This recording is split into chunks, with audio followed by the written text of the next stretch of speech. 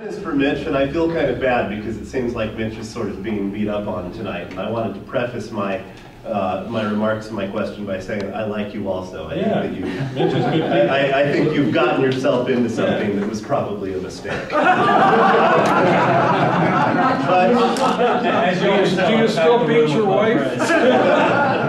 But Mitch, under state law, political campaigns have to disclose what they call major funding sources. If you are taking in cash or in kind more than 10 grand from a single source, you need to disclose that source.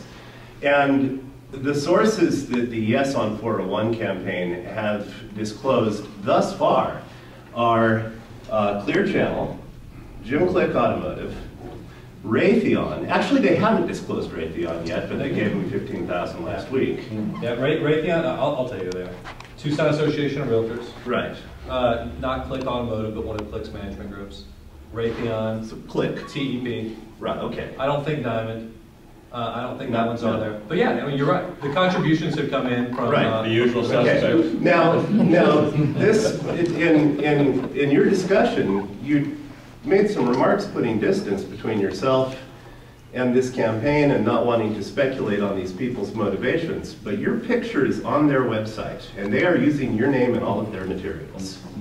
So they might think that you represent them to a greater extent than you're willing to represent yourself as representing them.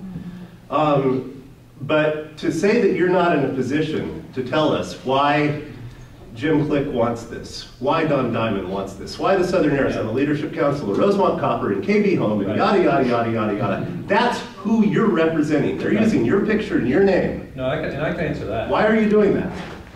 Well, that one's easy for me because I've read it and I agree with it. It's like I mean, I can't tell you. Here's my politics, guys. George W. Bush, I disagree with practically freaking everything he did. I thought that a couple of things that he's proposed, at least doing on immigration, weren't that bad. At the end of his 8 years, he actually declared like the largest NMFS reserve, the largest national marine reserve. I'm for that. So what I'm saying is, but Mitch, they're saying things that aren't true. Who's saying things aren't true? They're saying full-time council. They're saying cuts bureaucracy. I mean, all of this bullshit. And that kind of stuff. Lay on to them. Lay into them. But you're their representative. I'm laying into you. But I'm not lying. That's the point. I'm not here spreading, BS. But then why are you representing people who are? I'm not. I'm representing the legislation, Luke. And I've read the legislation. I think it's good. I think a lot of it's good. I think the fact that it's eliminated, hell, half of it, Steve here is supporting. At least in premise, he does it, and not to throw you under the bus, but everything in here isn't bad. There's some stuff in here that's good. And I don't think it's perfect. Frankly, you support strong merit. And I'm kind of with you. But I think this is better than what we have. And based on that, I've supported it myself. And no, I'm not paying money for it. I'm not one of the guys you're going to have on the whole legislation thing. You're going to see my name with major funding. First of all, I don't have freaking 10 grand. I'm not that good of a lawyer, I guess. But I do find this legislation to be good. I find it to be good charter changes. That's where it is. That's my full disclosure. And I mean, I regret that you folks think that I'm as impressionable as I am, because I didn't come to, look, they wanted to use, wow, I'm bad. Is that running? No, I'm just kidding. They would have loved Tucson Audubon Society and the Green Party and the Libertarians and every other group. They would have loved everybody to have signed on to say, look at this coalition, it literally includes everybody. And the environmental groups, for example, did not endorse it. Because we weren't part of the thing in the very beginning. It's not, frankly, mission-driven. But I can look at this legislation, and I am an environmentalist, and I am a vice president of Tucson Audubon Society, and I, as an environmentalist, can say, yeah, this works for me. On balance, these are good changes for the community. And that's where I am on it. Did you ask to hear the other side before you reached a conclusion on supporting it? Well. No. Well, I didn't ask you. There was nobody who's opposed to it. That's not who true. Was asked to come and say. Usually, when you're confronted by something significant, you want to hear both sides. We'll see. That's not what's happened with this.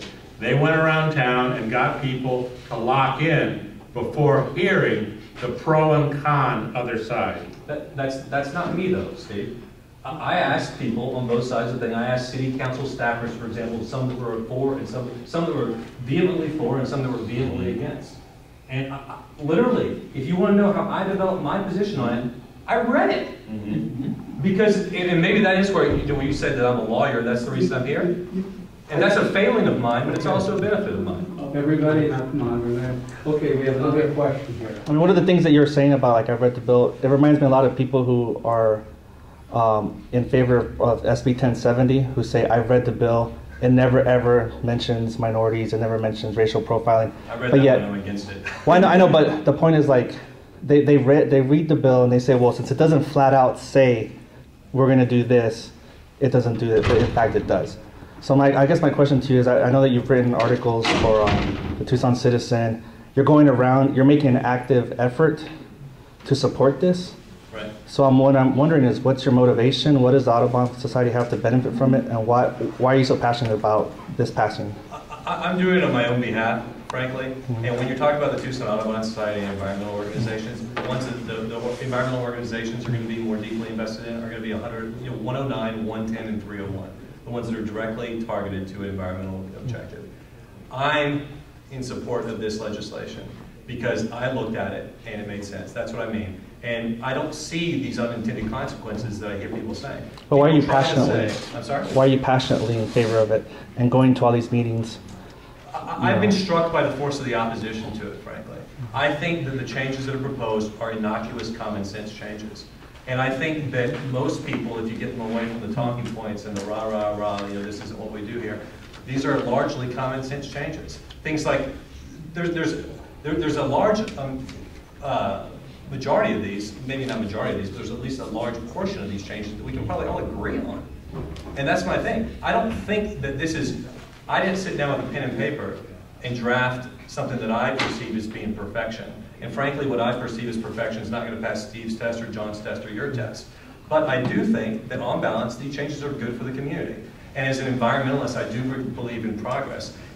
I believe in keeping high-paying jobs here. I believe in keeping our university graduates rather than losing them in terms of brain drain to Phoenix or Southern California, wherever else.